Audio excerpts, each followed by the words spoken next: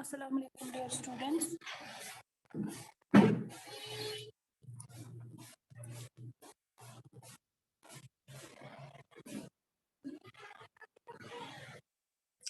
तो आज का जो हमारा टॉपिक है that is about reproduction in animals, ठीक है।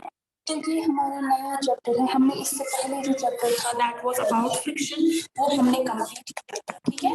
तो आज का जो चैप्टर है दैट इज रिप्रोडक्शन, उनका नया चैप्टर। वो जो फ्रिक्शन है उसके मैंने आपको क्वेश्चन आंसर्स भेजे थे, एडिशनल क्वेश्चंस मैंने आपको उसके भेजे थे। हाँ दिया रोल नंबर 2 बोली मैंने आपको एडिशनल क्वेश्चंस फ्रिक्शन के भेजे थे, टेक्स्ट क्वेश्चंस। ओके, तो आज मैं उसके आप लोगों को एडिशनल क्वेश्चंस भेजती हूँ। फिलहाल हम आज हमारा जो नया चैप्टर है रिप्रोडक्शन इन एनिमल्स के बारे में पढ़ते हैं, ठीक है। तो does anybody know what reproduction is?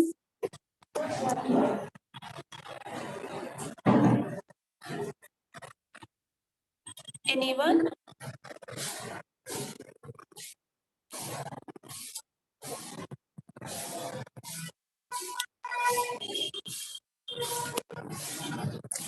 देखिए जो सारे लिविंग ऑर्गेनिजम्स हैं वो विद द टाइम मतलब वो ओल्ड हो जाते हैं और अल्टीमेटली एक टाइम आ जाता है जब उनकी डेथ हो जाती है, यानी वो मर जाते हैं। इनफैक्ट हर एक लिविंग ऑर्गेनिज्म जो इस जमीन पर जिंदा है वो एक मखसूस पीरियड के लिए, एक लिमिटेड टाइम के लिए, उसके बाद क्या होता है, उसके बाद इवेंचुअली डेथ हो जाती है, ठीक है। सारे लिविंग ऑर्गेनिज्म, वेदर वो प्लांट हो, एनिमल हो, ह्यूमन हो, इंसेक्ट हो, क्या है अल्लाह ताला ने मुझे एक वक्त मुकर्रर किया हुआ है, ठीक है। उसके बाद क्या होता है, उसके बाद उनकी इवेंचुअली डेथ होती है, ठीक है। अब ये जो नए ऑर्गेनिज्म जो उनकी जगह नए ऑर्गेनिज्म्स को जरूरी प्रोड्यूस करना होता है, ठीक है। तो फॉर एग्जांपल अगर कोई ऑर्गेनिज्म है, एक स्पीशीज है, उनके ऑर्गेनिज्म्स कंटिन्यूअसली मर रहे हैं, उसके बाद एक टाइम आएगा अगर वो प्रोड्यूस नहीं हुए, अगर प्रोड्यूस किसी नहीं हुए, तो एक वक्त आएगा उनकी जो स्पीशीज है वो खत्म हो जाएगी, उनकी जो रेस है वो कंटिन्यू नहीं कर पाएगी, ठीक है। तो क्या होता है, so from the existing organisms we can say new organisms have produced in place of those that, यानी नए ऑर्गेनिजम्स को प्रोड्यूस करना होता है उनकी जगह जो मर जाते हैं, ठीक है। तो हम कह सकते हैं what reproduction is the production of new organisms from the existing organisms organism of the same species is known as reproduction. यानी जब एक नया ऑर्गेनिज्म प्रोड्यूस होता है एक पुराने ऑर्गेनिज्म से, यानी जो एग्जिस्ट करता है ऑलरेडी, जो अलाइव है, उस ऑर्गेनिज्म से एक नया ऑर्गेनिज्म प्रोड्यूस होता है और उनकी जो स्पीशीज होती है वो सेम होती है, ठीक है, तो that is known as reproduction. ये समझ आया सबको?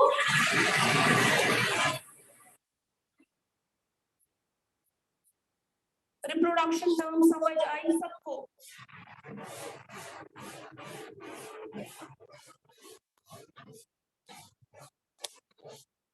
से यस और नो समझ आया आप लोगों को कि नहीं? Ma'am okay, so the production of new organisms from the existing organisms of the same species is known as reproduction.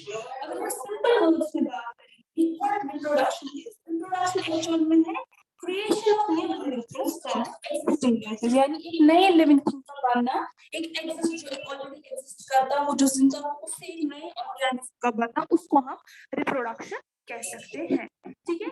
Actually ये क्या है, ये जो लिविंग ऑर्गेनिज्म का एक इम्पोर्टेंट कैरेक्टर है, ठीक है, ये उनका एक इम्पोर्टेंट कैरेक्टरिस्टिक है, इनकी एक इम्पोर्टेंट खसूसियात है, ठीक है। इसकी वजह से रिप्रोडक्शन की वजह से जो जमीन पर स्पीशीज है मतलब वो जिंदा रहता है, ठीक है, उनका मतलब वो एसेंशियल हो जाता है जिंदा रहना, और उसके बाद उनका रिप्रोडक्शन जरूरी है, ठीक है। अदरवाइज अगर रिप्रोडक्शन नहीं होगा तो एक स्पीशीज, एक रेस जो है कंटिन्यू नहीं कर पाएगी, तो एग्जिस्ट नहीं कर पाएगी, ठीक है। तो लिविंग ऑर्गेनिज्म जो है वो इस तरह से ज्यादा ऑर्गेनिज्म अपनी काइंड के ज्यादा ऑर्गेनिज्म प्रोड्यूस करते हैं ताकि वो जो अपनी जो लाइफ है, उनकी जो स्पीशीज है वो कंटिन्यू कर सके, ठीक है। तो इसीलिए रिप्रोडक्शन जो है वो बहुत इंपॉर्टेंट है। यहाँ तक किसी को कोई कंफ्यूजन?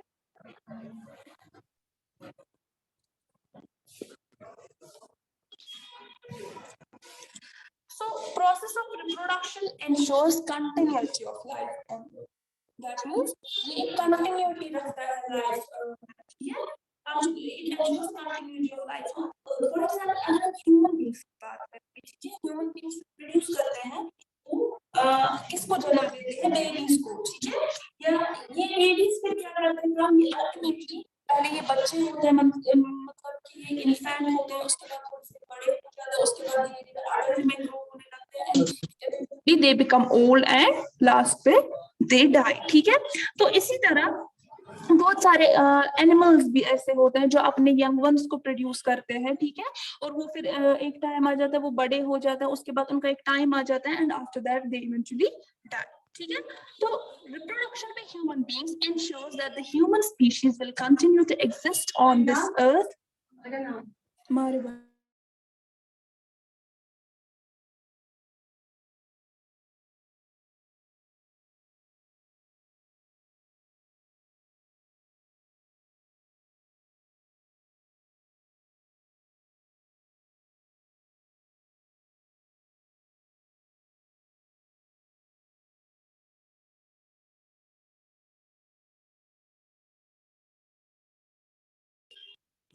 ठीक है, तो रिप्रोडक्शन जो ह्यूमन बीइंग्स करते हैं, ठीक है, तो वो इंश्योर करते हैं ताकि जो हमारी जो ह्यूमन स्पीशीज है, जो ह्यूमन की जो जात है वो कंटिन्यू कर सके, इस अर्थ पर एग्जिस्ट कर सके, यानी वो खत्म ना हो, यानी वो पूरा टाइम कंटिन्यू कर सके। अगर फॉर एग्जांपल ह्यूमन बीइंग्स में रिप्रोडक्शन नहीं होती फॉर एग्जांपल, ठीक है, तो जो स्पीशीज हो, ये जो स्पीशीज अभी है फॉर एग्जांपल, अगर रिप्रोडक्शन अब नहीं होगी, ठीक है, तो ये जो स्पीशीज है इवेंचुअली इनको तो मारना है, सबको, इंसानों को तो मारना ही है सबको, लेकिन अगर रिप्रोडक्शन नहीं होगी तो ये स्पीशीज जो है ये एक टाइम आएगा ये खत्म हो जाएगी, ठीक है, इनका नामो निशान दुनिया से खत्म हो जाएगा। क्यों? क्योंकि रिप्रोडक्शन जब हुआ ही नहीं और नए ऑर्गेनिजम्स जो है वो बने ही नहीं, ठीक है, तो इसीलिए रिप्रोडक्शन जो है वो बहुत इंपॉर्टेंट है, ठीक है। तो रिप्रोडक्शन की वजह से क्या होता है, नए ऑर्गेनिजम्स का जन्म होता है, बहुत सारे नए ऑर्गेनिजम्स का जन्म होता है और उनमें सेम बेसिक कैरेक्टरिस्टिक्स होते हैं जो उनके पेरेंट्स के होते हैं, ठीक है। अगर हम ह्यूमंस की ही बात करेंगे, जब एक ह्यूमन रिप्रोड्यूस करता है तो जब उसका जो चाइल्ड होता है, ठीक है, यानी जो उसके बेबीज होते हैं उनमें कुछ ना कुछ खसूसियात होती है, अपने पेरेंट्स से रिलेटेड आ जाती है, उनकी क्वालिटीज या उनके कैरेक्टर्स मिल जाते हैं। और सबसे बड़ी बात, उनके पहले जो कैरेक्टर्स होते हैं वो ह्यूमंस के साथ ही मिल जाते हैं। अगर हम देखेंगे ह्यूमंस ह्यूमंस को ही रिप्रोड्यूस करते हैं और एनिमल्स अपने एनिमल्स को रिप्रोड्यूस करते हैं, अपनी ही स्पीशीज को रिप्रोड्यूस करते हैं, ना कि किसी और स्पीशीज को। फॉर एग्जाम्पल अगर हम डॉग की बात करेंगे, डॉग जो है वो अपने ही यंग वन को जन्म देता है, that is they give birth to puppy, ठीक है। या कैट किटन को देता है, इसी तरह काउ काफ को देता है, ठीक है। तो ह्यूमंस जो है वो बेबीज को ही जन्म देते हैं, यानी अपनी ही स्पीशीज को जन्म देते हैं ताकि लाइफ जो है वो कंटिन्यू कर सके अर्थ पर, ठीक है। तो यहाँ पर एक टर्म आ जाती है young one. What is young one? कोई बोलो, यंग वन क्या होता है? ये तो सिंपल सी टर्म है, ये तो छोटे बच्चे को भी पता होता है यंग वन क्या होता है। बोलिए, what is a young one? बच्चा, we can say the newly born animal or newly hatched animal is called young one, ठीक है। तो ये young one यहाँ पर जो है ये एनिमल्स के लिए यूज होता है, ठीक है। किसके लिए यूज होता है? एनिमल्स के लिए, ठीक है। और जो यंग वन होता है ना ह्यूमंस का, उसको हम बेबी कहते हैं, ठीक है। यहाँ तक समझ आया?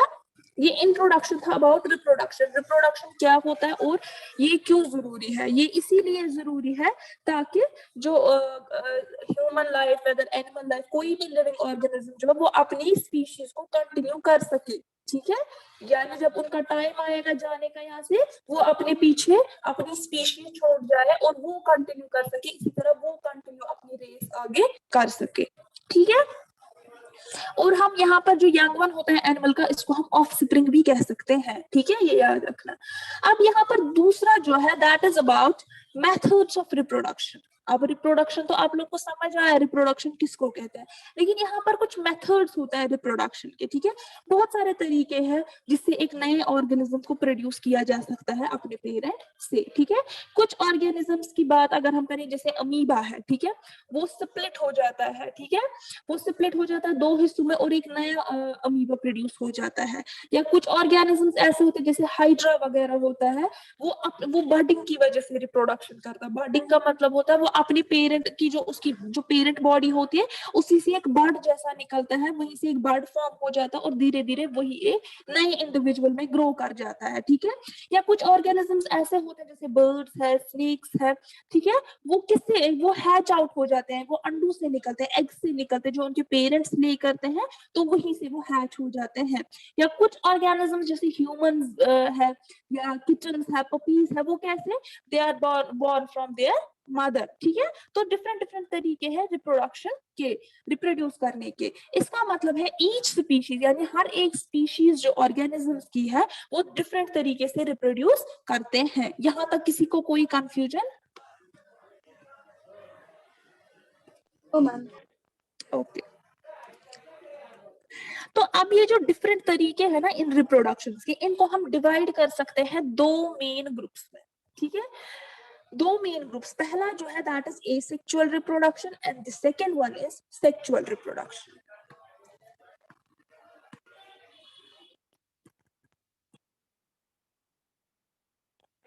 Asexual reproduction and second one is sexual reproduction. समझ आया सबको?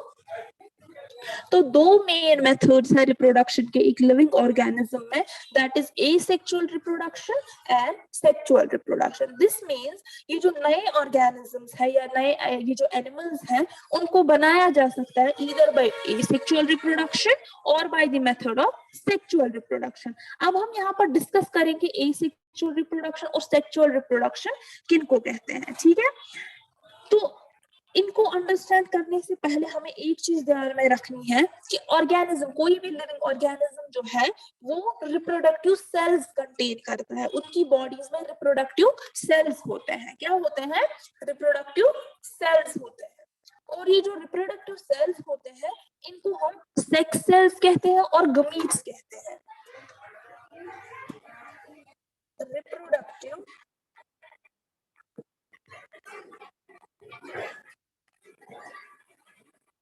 सेल्स, ठीक है।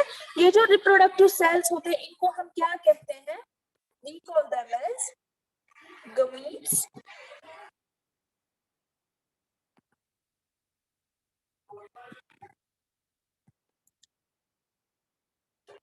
गमीट्स, या तो हम उनको गमीट्स कहते हैं या इधर we call them sex cells. क्या कहते हैं उनको?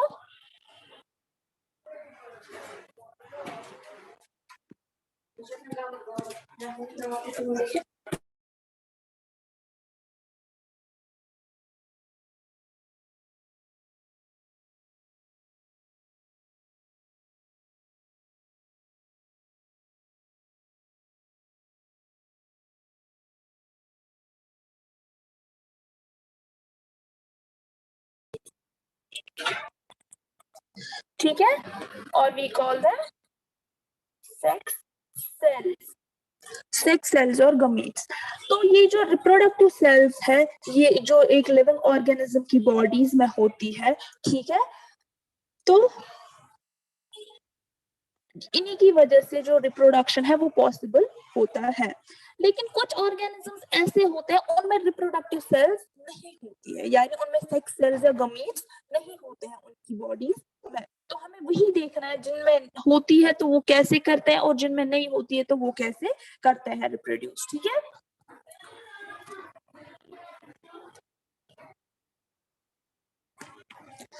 तो यहाँ पर अब जो पहला है that is about asexual reproduction, ठीक है। किसी को कोई आइडिया है what asexual reproduction is?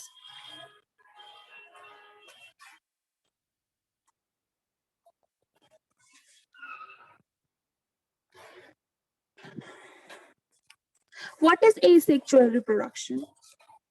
The production of a new organism from a single parent without the involvement of sex cells or gametes is called asexual reproduction.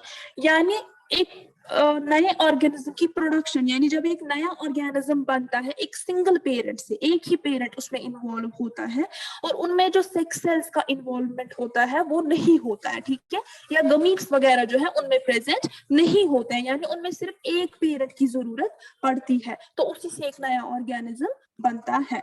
तो इसको हम asexual reproduction कहते हैं। इसको हम एसेक्सुअल रिप्रोडक्शन क्यों कहते हैं? क्योंकि ये स्पेशल सेल्स यूज नहीं करता, जो मैंने अभी बोला गमीट्स या सेक्स सेल्स जिनको हम कहते हैं एक नए ऑर्गेनिज्म बनाने के लिए, ये वो यूज नहीं करते क्योंकि इनमें प्रेजेंट नहीं होते हैं। इनका सिर्फ पेरेंट का एक पार्ट होता है, ऑर्गेनिज्म का एक पेरेंट जो पेरेंट ऑर्गेनिज्म होता है उसका एक पार्ट जो है वो सेपरेट ऑफ हो जाता है और उसके बाद वो दूसरे एक नए ऑर्गेनिज्म में ट्रांसफर हो जाता है, तो उसी से एक नया इंडिविजुअल बन जाता है जिसको हम एसेक्सुअल रिप्रोडक्शन कहते हैं। और ये याद रखिएगा एसेक्सुअल रिप्रोडक्शन में सिर्फ एक पेरेंट की जरूरत पड़ती है एक नया ऑर्गेनिज्म बनाने में, ठीक है, और इसमें कोई भी सेक्स सेल इन्वॉल्व नहीं होते हैं। अगर हम देखेंगे कुछ एग्जांपल्स जो एसेक्सुअल रिप्रोडक्शन की है, दैट इज बाइनरी फिशन। जो मैंने पहले ही आपको बोला, जो अमीबा है वो क्या करता है, वो दो जो एक ऑर्गेनिज्म है, ठीक है, फॉर एग्जाम्पल यहाँ पर अगर अमीबा है यहाँ पर, ठीक है, ये एक अमीबा है, तो ये अमीबा क्या करता है, इसमें एक न्यूक्लियस प्रेजेंट है, तो ये अपने आप को दो हिस्सों में, बराबर दो हिस्सों में डिवाइड करता है, यानी फिशन करता है। फिशन के बाद, फिशन मतलब यानी स्प्लिट अप हो जाता है, फिशन, ठीक है, तो इसमें फिशन हो जाता है, ये दो हिस्सों में डिवाइड करता है और धीरे धीरे फिर क्या हो जाता है, यही फिर एक नए ऑर्गेनिज्म में डेवलप हो जाता है, ठीक है। तो this is a mode of asexual reproduction, यानी बाइनरी फिशन जो अमीबा में होती है that is a kind of asexual reproduction, ठीक है। इसी तरह यहाँ पर दूसरा है बर्डिंग। बर्डिंग भी एसेक्सुअल रिप्रोडक्शन में आ जाता है। फॉर एग्जांपल अगर यहाँ पर एक प्लांट है, या फॉर एग्जांपल हाइड्रा एक है, ठीक है, ये हाइड्रा एक है, तो यहाँ से इसको बर्ड एक निकलता है, तो ये बर्ड जो है, ये बर्ड फिर एक नए प्लांट में डेवलप हो जाता है यहाँ पर, तो इसको भी हम क्या कह सकते हैं, ये एसेक्सुअल रिप्रोडक्शन मोड है, ठीक है। तो एसेक्सुअल रिप्रोडक्शन में आपने देखा उसमें बाइनरी फिशन भी आ सकता है, बर्डिंग भी आ सकता है और भी बहुत सारे हैं, या वेजिटेटिव रिप्रोडक्शन भी आ सकता है। वेजिटेटिव रिप्रोडक्शन का मतलब उसमें क्या होता है, उसमें हम देखते हैं वेजिटेटिव रिप्रोडक्शन में, उसमें या तो लीव से हो जाता है या तो स्टेम से रिप्रोड्यूस हो जाता है, यानी वही एक नया इंडिविजुअल ग्रो करते हैं। ठीक है, तो ये सारे एसेक्सुअल रिप्रोडक्शन में आ जाते हैं।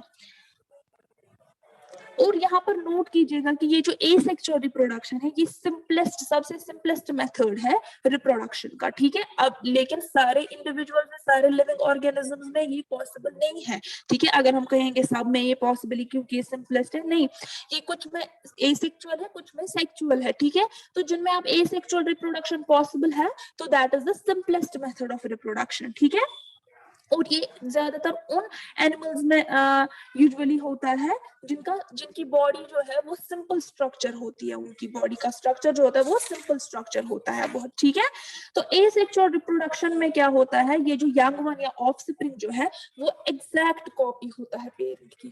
ठीक है, जहां से वो निकला होता है, वेदर वो बर्ड से निकला हो या उसका डिवीजन हुआ हो, ठीक है, या वेजिटेटिव रिप्रोडक्शन हो गया हो, क्या हो गया हो, तो वो एग्जैक्ट सिमिलर कॉपी होता है। जैसे पेरेंट होता है वैसे एग्जैक्ट कार्बन कॉपी उसकी जो इंडिविजुअल है, जो एक नया ऑफस्प्रिंग है, वो भी सेम बिल्कुल वैसे ही होता है, यानी उसमें कुछ फर्क नहीं होता है। ठीक है, तो that is known as asexual reproduction. यहाँ तक समझ आया सबको? Yes ma'am. किसी को कोई कंफ्यूजन? No ma'am. बाकी भी बोले ना।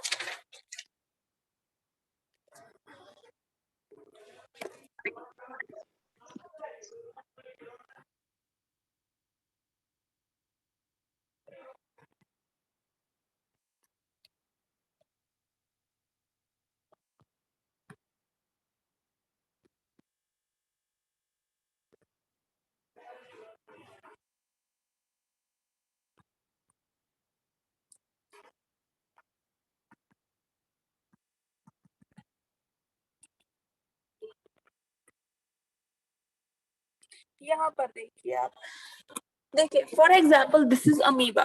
ठीक है, ये अमीबा है, ये पेरेंट सेल है। तो ये पेरेंट सेल क्या है, ये जो इसका जो न्यूक्लियस अंदर से है, ये दो हिस्सों में डिवाइड हो गया। आप देखिए यहाँ पर ये दो हिस्सों में डिवाइड हो गया। जब ये दो हिस्सों में डिवाइड हो गया, उसके बाद इनका जो साइटोप्लाज्म यानी जो सेल वगैरह में इनका जो मैट्रिक्स वगैरह होता है, वो भी धीरे धीरे यहाँ पर डिवाइड हो गया। यानी अब यहाँ पर ये दो इंडिविजुअल्स बनने को तैयार है। उसके बाद इनमें क्या होता है, इनमें फिशन हो जाता है, यानी ये अलग अलग दूर दूर हो जाते हैं। तो इसकी दो डॉटर सेल्स बन जाते हैं, यानी दूसरे दो लिविंग ऑर्गेनिजम्स इनके बन जाते हैं। यानी इस पेरेंट से दो डॉटर सेल्स बन गई, तो इसको हम फिशन कहते हैं, बाइनरी फिशन कहते हैं। तो ये भी it is a method of asexual reproduction. समझ आया सबको? Yes ma'am. यस यहाँ तक मैम। किसी को कोई कंफ्यूजन? No ma'am. ओके,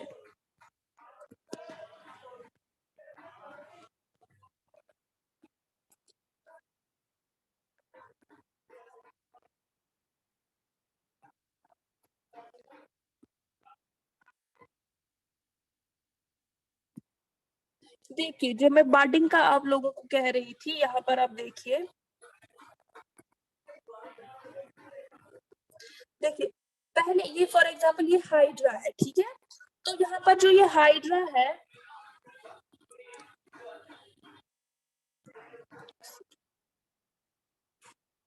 ये हाइड्रा है। ठीक है, हाइड्रा में धीरे धीरे क्या यहाँ पर एक बर्ड जैसा डेवलप हो जाता है। आप देख रहे हो प्रोट्रूडिंग सरफेस जैसी आ जाती है, दिखाई दे रहा है सबको? ठीक है, तो यहाँ पर एक बर्डिंग जैसी सरफेस आई, और इसी बर्डिंग की वजह से क्या हो जाता है, यहाँ पर आप देखिए धीरे धीरे एक नया ऑर्गेनिज्म डेवलप होना स्टार्ट हो जाता है।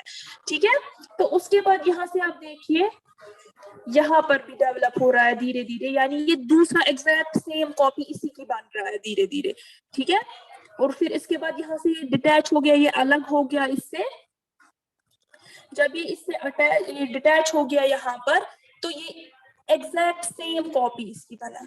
ठीक है, तो मैंने जो पहले ही बोला, ये एग्जैक्ट होता है कॉपी किसकी, पेरेंट की कॉपी। आप देखिए जो फर्स्ट स्टेप है और लास्ट स्टेप, ये एग्जैक्ट सेम बन गया, यानी बर्डिंग से ये कैसे बन गया।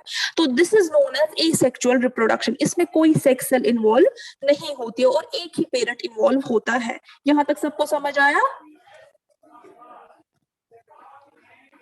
किसी को कोई कंफ्यूजन? Irtika roll number 1।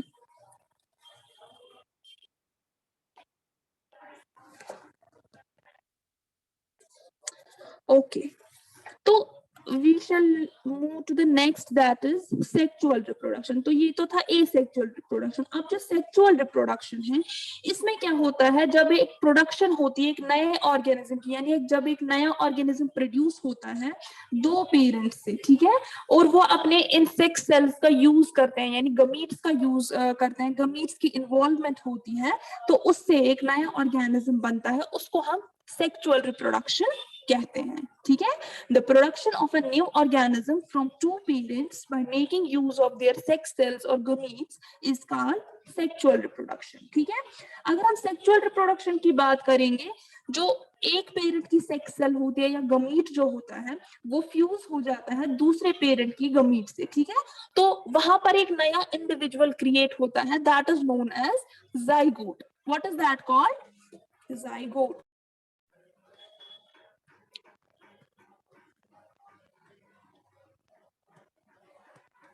ठीक है, तो जब एक गमीट यहाँ पर होता है, ये फ्यूज होता है दूसरे गमीट के साथ, तो यहाँ पर ये क्या बनाते हैं, ये जाइगोट बनाते हैं। What is that called? Zygote. समझ आ रही है बात? तो यही जाइगोट फिर धीरे धीरे ग्रो करता है और डेवलप हो जाता है एक नए ऑर्गेनिज्म में, ठीक है। तो सेक्सुअल रिप्रोडक्शन में हम देखते हैं दो पेरेंट्स का इन्वॉल्वमेंट होता है, तब जाके एक नया ऑर्गेनिज्म, नया इंडिविजुअल क्रिएट होता है, ठीक है। और जो दो पेरेंट्स इसमें इन्वॉल्व होते हैं इस सेक्सुअल रिप्रोडक्शन में, उनको हम मेल कहते हैं एंड फीमेल कहते हैं, ठीक है, that is known as male and female. और जो मेल और फीमेल पेरेंट्स हैं, उनके एक स्पेशल ऑर्गन्स होते हैं, ठीक है, रिप्रोडक्टिव ऑर्गन्स होते हैं, जिसकी मदद से वो गमीट्स प्रोड्यूस करते हैं, ठीक है। और मेल जो है वो मेल सेक्स सेल प्रोड्यूस करता है, और फीमेल जो है वो फीमेल सेक्स सेल प्रोड्यूस करता है, जो कि जरूरी होता है सेक्सुअल रिप्रोडक्शन में। अगर हम देखेंगे humans, fish, frogs, cats, dogs, ये सारे जो है ये किस मेथड से रिप्रोड्यूस करते हैं? They reproduce by the method of sexual reproduction, ठीक है। तो ये सेक्सुअल रिप्रोडक्शन की मदद से रिप्रोड्यूस करते हैं। और सेक्सुअल रिप्रोडक्शन में जो यंग वन है, वो जो प्रोड्यूस होता है वो सिमिलर कॉपी नहीं होता है, ठीक है। नो डाउट उसमें कुछ बेसिक कैरेक्टर्स आ जाते हैं पेरेंट्स के, लेकिन सिमिलर कॉपी नहीं होता है वो, ठीक है। तो अगर आप देखेंगे फॉर एग्जांपल, अगर हम ह्यूमंस की बात करेंगे, ह्यूमंस जो होते हैं जब वो रिप्रोड्यूस करते हैं, तो जब एक बेबी प्रोड्यूस होता है, ठीक है, क्या आपको दिखता है कि वो सेम एग्जैक्ट कार्बन कॉपी है मदर की या फादर की? लगता है? से यस और नो? Yes ma'am. कैसे?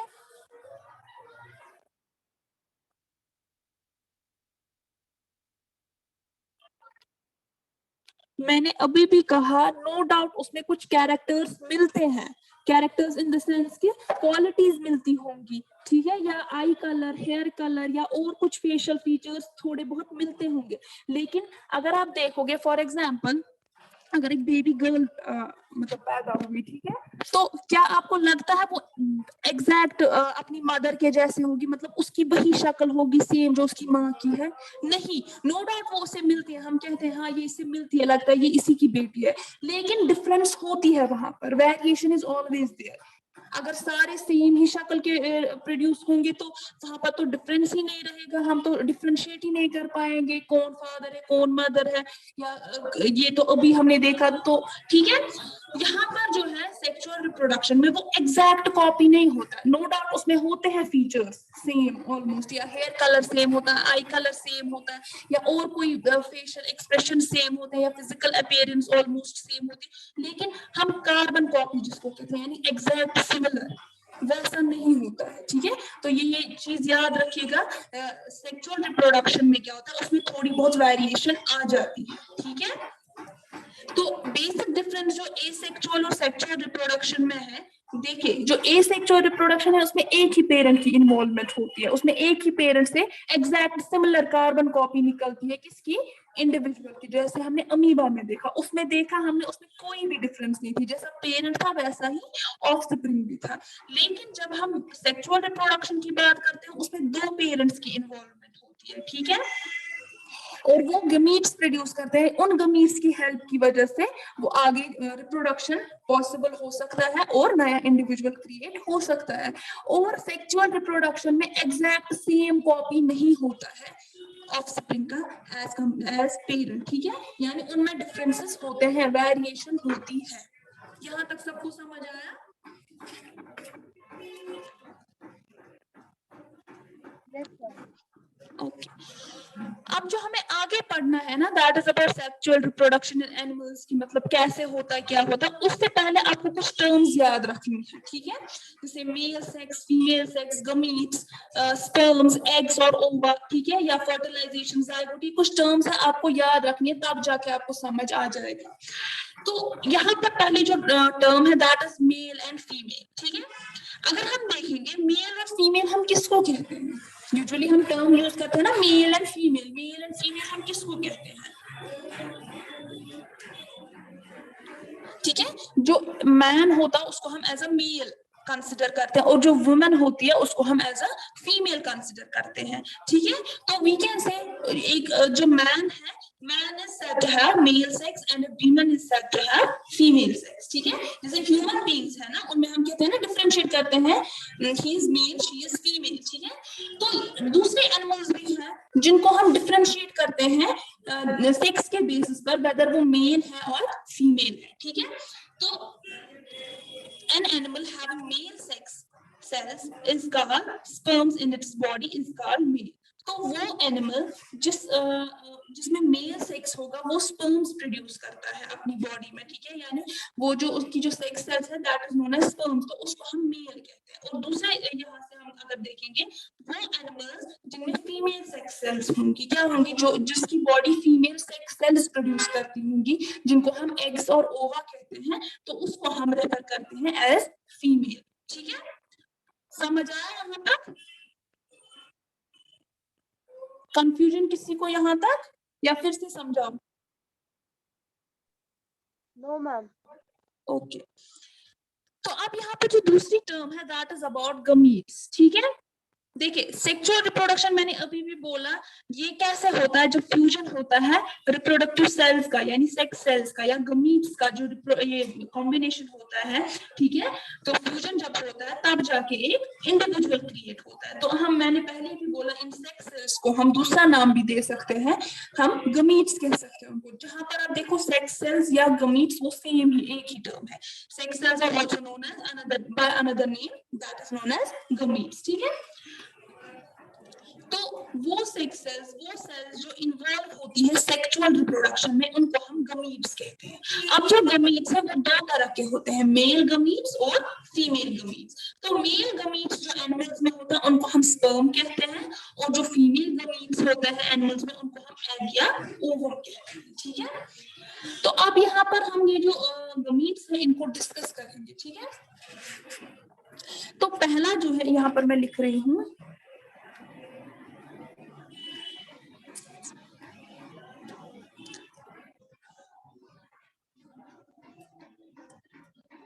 तो ये है मेल सेक्स सेल और दूसरा है और एग। समझ आया? अब ये जो स्पर्म्स होते हैं वो बहुत ही स्मॉल छोटी सेल्स होती है, और उनको देखने के लिए हमें माइक्रोस्कोप की जरूरत पड़ती है। किसकी जरूरत पड़ती है? यानी हम माइक्रोस्कोप में उसको देख सकते हैं, ऐसे हम नहीं देख सकते उनको, ठीक है। और जो स्पर्म है वो कितना लॉन्ग होता है, वो 0.05 mm लॉन्ग होता है, ठीक है। यहाँ पर आप देखिए,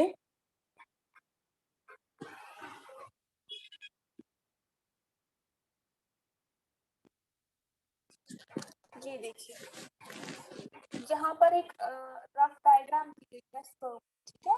तो इसकी जो लेंथ है दैट इज अबाउट 0.05 लॉन्ग, यहाँ पर स्केच किया गया है, ठीक है। इसमें एक हेड भी होता है, आप देख सकते हैं यहाँ पर एक हेड होता है और इसका एक मिडल पोर्शन होता है और उसके बाद एक टेल होता है, दिखाई दे रहा है सबको, ठीक है। तो यहाँ पर इसका हेड है, उसके बाद यहाँ पर इसका मिडल पोर्शन है, उसके बाद यहाँ पर इसकी टेल, ठीक है। और जो स्पर्म एक सेल है और उसके सारे सेल कंपोनेंट्स आते हैं, सेल कंपोनेंट्स मतलब यानी न्यूक्लियस भी आता है, साइटोप्लाज्म भी आता है, सेल मेम्ब्रेन भी आता है, वो सारा इसमें आता है। और जो न्यूक्लियस होता है स्पर्म सेल का यानी यानी स्पर्म का जो न्यूक्लियस है वो किधर होता है, स्पर्म के हेड। समझ आ रहा है सबको? और इसमें थोड़ा सा ही साइटोप्लाज्म होता है, ज्यादा साइटोप्लाज्म नहीं होता है। और इस टेल का काम क्या होता है, इस टेल का काम होता है मूवमेंट दिखाना, यानी ये मूवमेंट दिखाता है, इसको मोटिलिटी देता है, मोटाइल बनाता है। इसी की मदद से, इस टेल की मदद से ये मूव करता है। जब ये टेल अपनी मूव करता है साइड टू साइड, ठीक है, तो तब जाके ये आगे चलता है और ये होता है और उसकी ट्रीटमेंट हो जाती है, ठीक है। तो ये जो टर्म स्पर्म है ये एक शॉर्ट वर्ड है किसका, स्पर्मेटोजोन का। यहाँ पर समझ आया आपको? तो ये एक स्पर्मेटोजोन एक्चुअल में है word, that is known as a male sex और मेल गमी, तो उसी का शॉर्ट वर्ड दिया गया है यहाँ पर स्पर्म, ठीक है। यहाँ तक समझ आया सबको? Yes, ma'am.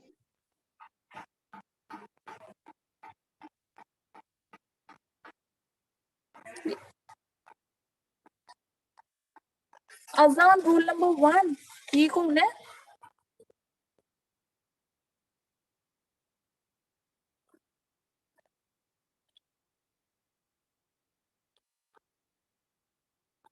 आपकी क्लास में कोई अजान है? No, ma'am. तो ये कौन है? अच्छा, इसका शायद गलत हो गया होगा, ठीक है। तो यहाँ तक समझ आया स्पर्म के रिलेटेड, जो मैंने बोला इसमें एक टेल होती है और मिडल पीस होता है और हेड होता है, और हेड में ही प्रेजेंट होता है न्यूक्लियस भी, साइटोप्लाज्म भी और सेल मेम्ब्रेन भी प्रेजेंट होता है। और टेल का काम क्या होता है, टेल का काम ये होता है कि ये इसको मोटिलिटी प्रोवाइड करता है, यानी इसी की मदद से मूवमेंट हो जाती है, ठीक है। तब जाके ये स्पर्म जो है ये आगे मूवमेंट करता है और तब जाके आगे फर्टिलाइजेशन होती है, वो हम आगे देखेंगे। फिलहाल क्लास का टाइम तो खत्म हो गया, ठीक है। तो फिलहाल हमने आज एक गमीट, मेल गमीट वाला पढ़ा, दैट इज स्पर्म। कल हम एग्स और ओवा के बारे में पढ़ेंगे और उसके बाद फर्टिलाइजेशन वगैरह का देखेंगे। और मैं आप लोग को ग्रुप में क्वेश्चन आंसर सेंड कर रही हूँ फ्रिक्शन के एडिशनल क्वेश्चंस, ठीक है, वो आप कॉपी करेंगे। और कल मैं आप लोगों की कॉपीज चेक करूंगी, आप पीडीएफ फॉर्मेट में मुझे सेंड करेंगे फ्रिक्शन चैप्टर सारा एडिशनल प्लस टेक्स्ट क्वेश्चंस, ठीक है। यहाँ तक किसी को कोई कंफ्यूजन, यहाँ तक सबको समझ आया? Yes, ma'am. ओके, चलिए, अल्लाह हाफिज।